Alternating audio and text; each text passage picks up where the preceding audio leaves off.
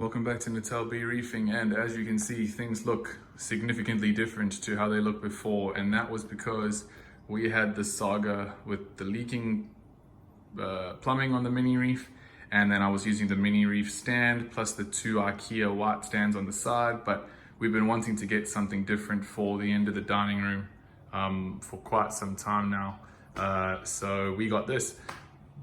But what that meant is I had to drain that tank to about maybe 20 liters, move it, unplug all the cabling, because if you remember, there was that cabinet on that side. So forgive that yellow extension cable. It's going to become a white one, which will be exactly the same as the other one.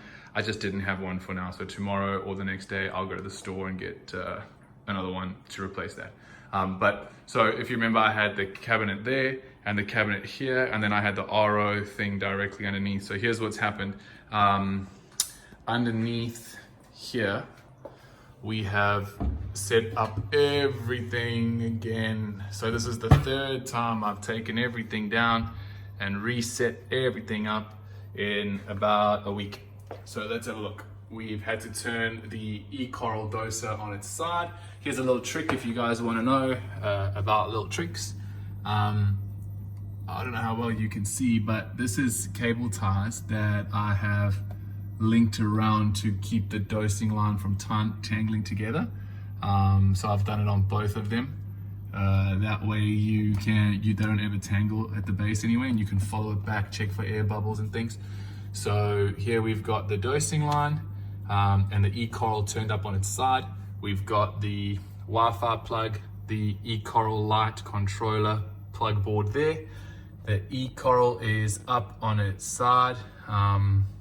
And then we've got all of our dosing additives and the stuff to clean the tank, some Aptaser X, a couple of other little bits and pieces in there. And then down here, we've got this little RO reservoir. Now I think it's maybe about, at the most 6 or 7 liters, maybe 10 liters at the very, very most.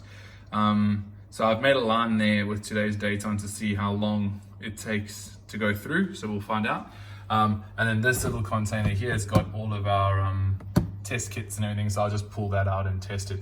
This piece of PVC I used to target feed the torch, so I just drop that in right in on top of the gold torch, and then I chuck in some LPS pellets through the top, and that ensures that the torch gets some food.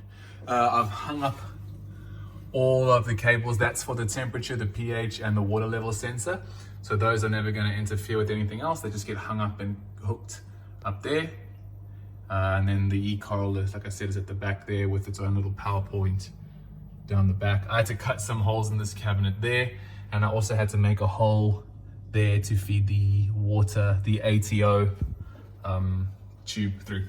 Okay, so now that we've done that, let's have a look and I'll show you what I did on this side, which, because now I don't have the security or the safety of having the dosing containers in a cabinet, they're standing loose. I DIY'd this holder. Now please, everyone who knows how to work with acrylic, please don't laugh at me. But I don't know if you can see it. It's basically clear acrylic that I drilled some holes through, cut out some holes, and then stuck it together and bent it using a candle, and I heated it and bent it. Now they all sort of move together. It's a much more stable. They can't fall over, or if they do, it's going to take a lot more force to make them fall, because they're in that sort of little stand. And this one is just stuck on the end because I didn't have a long enough piece of clear acrylic. Okay, now we'll have a quick look at what's the situation in the tank. Not much is different in there. I'm just trying to get the filter out quick. Let's put you over there for a second. It's been a long day today, man. It's supposed to be a quick job, but nothing is ever a quick job, really. Here we go, got the filter on. So here we have the situation in the tank. Gonnies are opening already.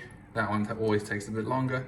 GSP gets happy in a couple of seconds. Bird's nest's up there.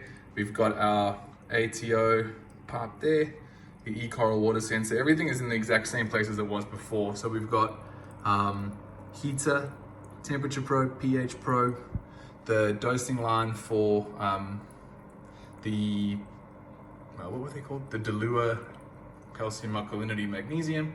And basically we've just got the same corals in. So we've got our little fish, the clam, the torch, because I've moved it in and out today, it's a bit annoyed. The blue septistral is doing really well.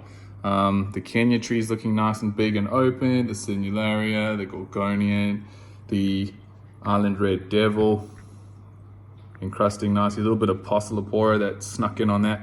And then Mount Leptastria at the back there is pretty happy. And yeah, everything survived the third move in 5 days. So yeah, I'm pretty happy with the situation, and I'll keep you guys informed on what's going on and what our plans are for the mini reef. Thanks for watching.